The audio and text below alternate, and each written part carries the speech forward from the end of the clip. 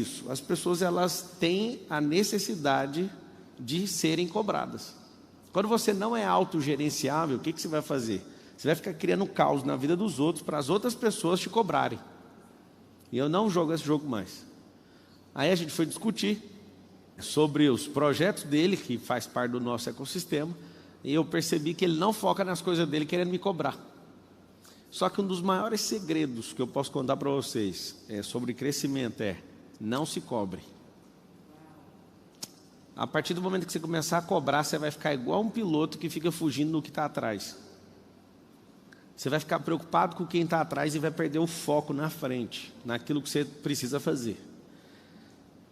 Outra coisa, entenda sobre ciclos, porque quando você entende ciclos, você vai saber que tem um ciclo que chama desfrute, que você vai ter que desacelerar. Eu confesso que eu não queria que isso existisse. Só que quando você entende cada ciclo, você dá tudo que você tem, vai mais rápido. Alguém falou: cara, por que tudo que você põe a mão funciona? Eu falo: em que área que você está perguntando? Ah, na empresa. Eu falo: porque esse ano aqui é o da oportunidade na empresa. No nosso grupo empresarial, a empresa mais antiga, 21, tem 4 anos e estamos na oportunidade. A empresa mais antiga minha tem 4 anos. Aí alguém fala: meu Deus, agora imagina, próximo ano, perseverança. Próximo ano, depois desse, exponencial, nem chegamos ainda. Só que o meu pessoal foi exponencial até dia 18 de abril desse ano. Aí eu falei para ele: calma, amigo, eu não vou fazer doideira nesses próximos meses até chegar 17 de abril de novo. Porque eu respeito meus ciclos.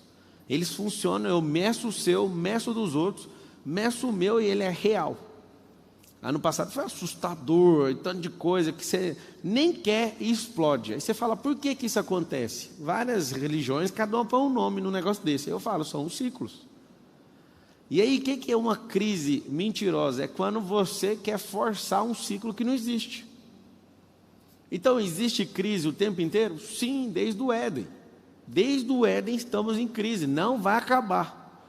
O último episódio da crise vai ser o Tribunal do Trono Branco, quando o Senhor Deus falar: passa todo mundo aqui no mar de fogo. Lá vai ser a pior crise, depois daquilo não vai ter mais crise. Aí você fala: e até lá, o que eu faço? Administre, crie e cancele crises que não fazem sentido. Tem crise que não faz sentido, principalmente a dos outros. Alguém da minha família, não vou falar quem, falou assim para mim: você fala que ama resolver problema, que você ama problema, mas os meus você não ama. Eu falei: porque isso aí quem tem que amar é você. Não sou eu, é alguém que eu tinha que realmente nem responder desse jeito. Vocês já imaginam quem é. E eu falei: agora, eu já ia falar, se a Vossa Senhoria quisesse que eu resolvesse esse problema seu, você estava abrindo mão da sua própria vida. Você que tem que resolver. Você quer ajuda? Quero. Então faz isso e isso. Não, mas não é tão simples assim. Então esquece o que eu falei. Faz do jeito difícil. O que você tem que perceber? A gente vai estar sempre em crise. Ou na crise dos outros, ou na nossa. Eu vou te falar: é muito mais barato viver na sua própria crise. Muito mais barato. Porque você sabe até onde ela vai, você sabe o que você está fazendo. E quando você instaura a crise, não tem cobrança, mas tem pressão. Eu estava agorinha treinando de kart, aí começou a chover. Aí eu vi todos os pilotos parando de correr. Aí eu falei: é tudo que eu mais quero. Eu quero alugar um caminhão-pipa para ficar molhando a pista, para eu ficar bom na chuva. Aí eu acabei de sair agora, estava treinando agora. E aí o Nésio, que é bom pra caramba também na chuva, não consegue nem me ver. Eu vou embora. E aí eu paro, falo: vem, encosta aqui para você aprender. Não é do jeito que todo mundo faz, tem que fazer outro traçado. Aí eu descobri que tem 3 pistas dentro de uma pista por causa da chuva. A crise fez, eu vou falar, o cara está bem aqui no camarim, mas não estou nem aí para ele. O Marcos Vilela parar de correr, aí dizendo ele que correu depois que eu fui embora. Faz todo mundo parar, porque vira um sabão a pista. Virou uma crise. Só que eu vou te falar: a crise não é a pista molhada. A crise é a sua cabeça ficar com medo de rodar na pista molhada. A crise é sobre você. É igual a matemática. A matemática não é o problema, na real, é você ter assistido muita malhação e não ter desenvolvido o raciocínio lógico. E aí você culpa a professora, você culpa o MEC, você pode culpar eles também.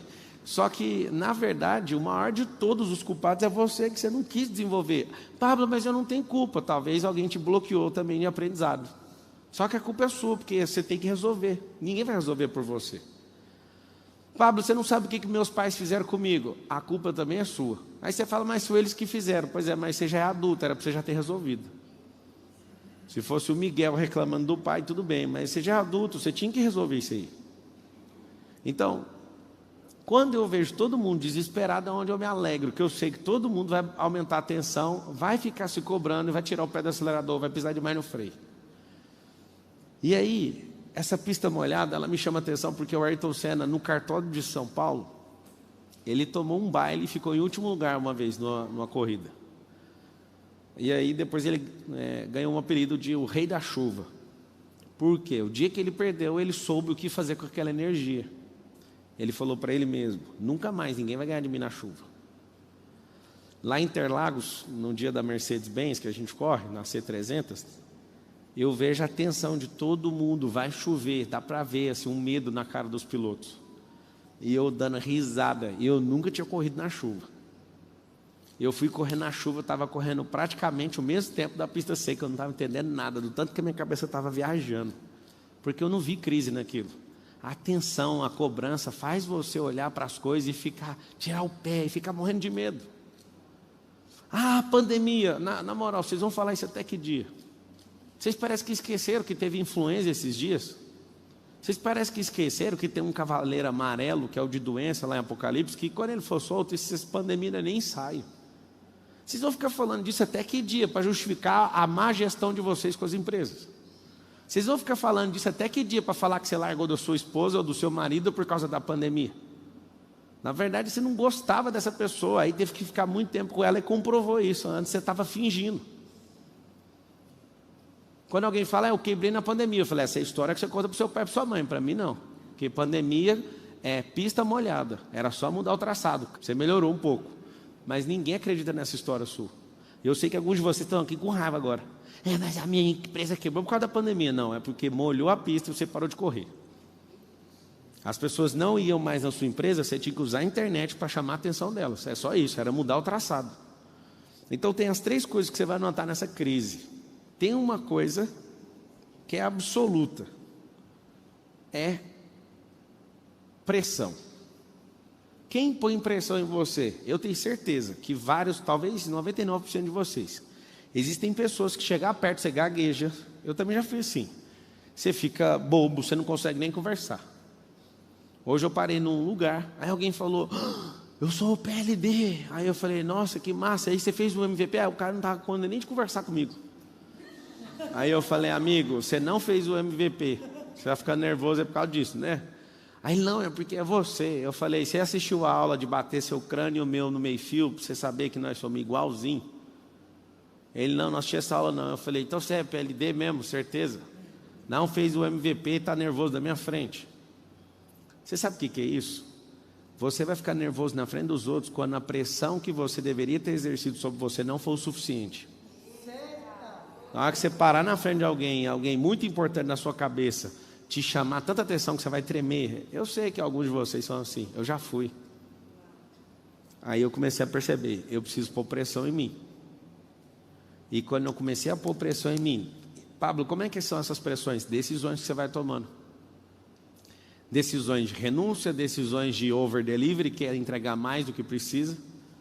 São decisões que vai elevando a pressão. Se o seu personal trainer falar, faz 15, e ele olhar para a cara dele vai dizer para você se você tem que fazer over-delivery ou não. Aí ele fala, vai, só mais um, tipo com dó. Aí você entrega 2 ou 3 a mais e fala para o seu corpo, toda vez que eu sentir que eu estou sendo desprezado por alguém que está me instruindo, você vai pagar caro. O que eu quero que você entenda é o seguinte, a pressão não pode vir de fora, tem que vir de dentro. A pressão só vai vir de fora quando o lado de dentro for fraco.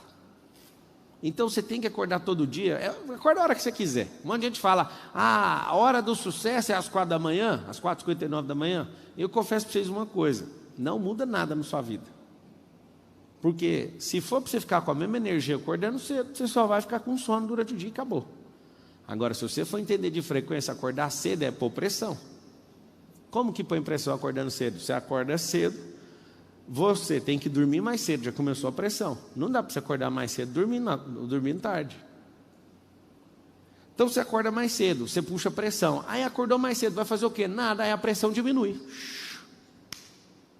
Aí eu falo para você, vai tomar banho na água fria. Aí a pessoa fala, Deus me livre. Isso é pressão, não é eu que estou colocando. Eu falo para você, vai você fazer. Alguém perguntou para mim, quando que a gente para de tomar banho na água fria? Quando você bater R$1 bilhão, você para. Nem riu, porque você não acredita que você vai bater. E você nem quer tomar, e tá bom, vamos ficar do jeito que tá ótimo. Coloque pressão de tal forma que aquilo vai virar engraçado na sua vida. Só que é você que tem que colocar. Quando você não gosta de trabalhar numa coisa e alguém força você a fazer aquilo, alguém está pondo pressão em você. Por que você não põe pressão e põe para fuder logo esse negócio?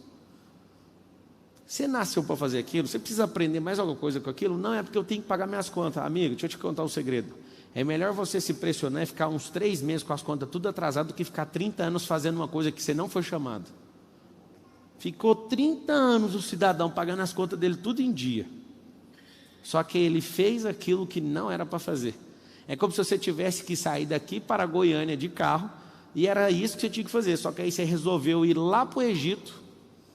Aí você fala, mas eu rodei muito mais que você. Pois é, você rodou na sua vida, porque não era para você ir para lá, era só para você pegar essa estrada aqui de 926 quilômetros. Só que parece que você quer fazer o mais difícil. Então essa pressão ela é simples, é você que abre isso. Quando o motor não tem pressão, o carro não corre. Nessa semana eu coloquei um combustível no carro, naquele vermelho, e aí na rodovia estava eu e o Marcos, eu fui, aí ele cortou e ficou andando só até 120 km por hora, eu não entendi nada. Aí acusou, está com problema.